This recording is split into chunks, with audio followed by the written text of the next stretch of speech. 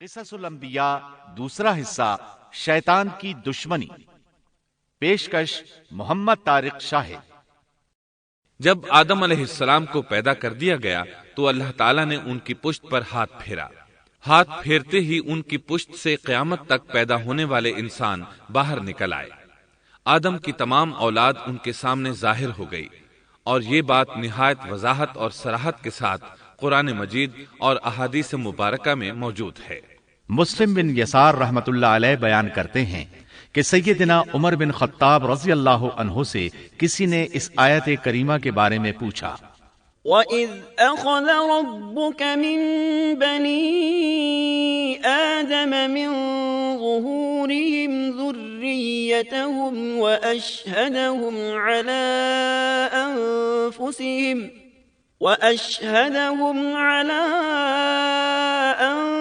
أَنفُسِهِمْ أَلَسْتُ بِرَبِّكُمْ قَالُوا بَلَىٰ شَهِدْنَا أَن تَقُولُوا يَوْمَ الْقِيَامَةِ إِنَّا كُنَّا عَنْ هَٰذَا غَافِلِينَ۔ اور جب آپ کے رب نے اولاد آدم کی پشت سے ان کی اولاد کو نکالا اور ان سے انہی کے بارے میں اقرار لیا کہ کیا میں تمہارا رب نہیں، سب نے جواب دیا ہاں کیوں نہیں، ہم سب گواہ بنتے ہیں، تاکہ تم لوگ قیامت کے روز یوں نہ کہو ہم تو اس سے محض بے خبر تھے۔ او تقولوا انما اشرك آباؤنا من قبل وكنا ذرية من بعدهم افتهلكنا بما فعل المبطلون۔ یا یوں کہو کہ پہلے پہلے شرک تو ہمارے بڑوں نے کیا اور ہم ان کے بعد ان کی نسل میں ہوئے، لہٰذا کیا تو ان غلط راہ والوں کے فعل پر ہمیں ہلاکت میں ڈالے گا؟ سیدنا عمر رضی اللہ عنہ نے اس شخص کے سوال کے جواب میں فرمایا، میں نے سنا ہے کہ رسول اللہ صلی اللہ علیہ وسلم فرما رہے تھے، ان اللہ خلق آدم ثم مسح ظهره بيمينه فاستخرج منه ذرية فقال خلقت هؤلاء للجنة وبعمل أهل الجنة يعملون، ثم مسح ظهره فاستخرج منه ذرية فقال خلقت هؤلاء للنار وبعمل أهل النار يعملون، فقال الرجل ففيما العمل يا رسول الله؟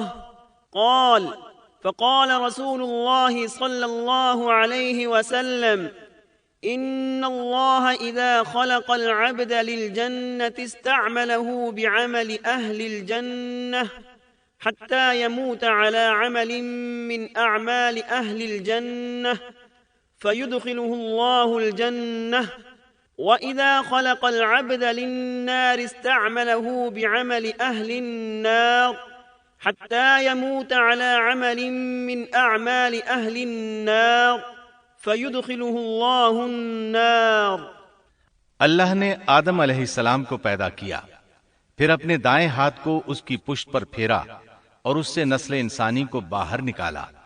اور ان کی طرف اشارہ کر کے فرمایا، میں نے انہیں جنت کے لیے پیدا کیا ہے اور یہ جنت والوں کے اعمال کریں گے۔ پھر اپنے ہاتھ کو دوبارہ آدم علیہ السلام کی پشت پر پھیرا اور اس سے نسل انسانی کو باہر نکالا اور ان کی طرف اشارہ کر کے فرمایا، میں نے انہیں آگ کے لیے پیدا کیا ہے اور یہ آگ والوں کے اعمال کریں گے۔ اس پر ایک شخص نے نبی اکرم صلی اللہ علیہ وسلم سے سوال کیا، اے اللہ کے رسول صلی اللہ علیہ وسلم، تو پھر ہمارے اعمال کس حساب میں شمار ہوں گے؟ آپ نے جواب میں فرمایا، اللہ تعالیٰ جب کسی بندے کو جنت کے لیے پیدا کرتا ہے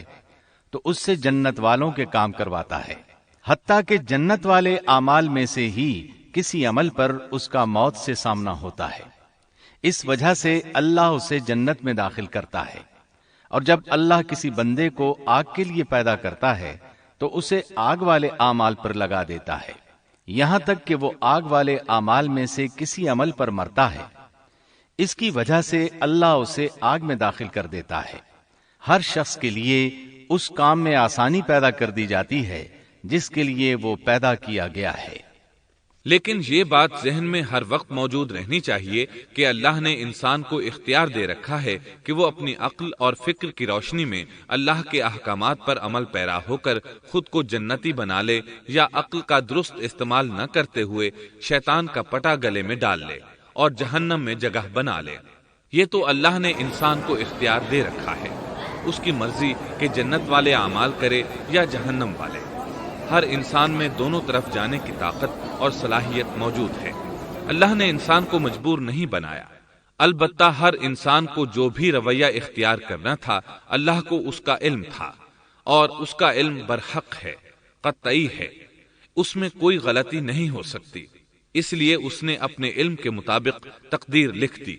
اب ہم جو کچھ کرتے ہیں تقدیر سے مجبور ہو کر نہیں کرتے، بلکہ اپنے اختیار سے کرتے ہیں، اور چونکہ تقدیر بھی اللہ کے حکم سے لکھی گئی اس لیے اس میں بھی کوئی خطا واقع نہیں ہوتی۔ لہذا تقدیر کا یہ مطلب نہیں کہ انسان تقدیر کی بنا پر ہدایت ماننے یا نہ ماننے پر مجبور ہے، ایسی بات قطعاً نہیں۔ اور درست بات یہ ہے کہ تقدیر کا مسئلہ بہت زیادہ پیچیدہ ہے اور مشکل ترین مسائل میں سے ہے، یہاں اس کی تفصیل کا موقع نہیں۔ جب اللہ نے آدم علیہ السلام کو پیدا کر لیا اور اس میں اپنی روح پھونک دی تو فرشتوں کو حکم دیا کہ آدم کو سجدہ کریں۔ ابلیس ایک بہت نیک اور بزرگ جن تھا، اس نے کبھی اللہ کی نافرمانی نہیں کی تھی، اسی بنا پر وہ بلند مرتبہ پا کر فرشتوں میں شامل ہو چکا تھا، لیکن فرشتوں کی جن سے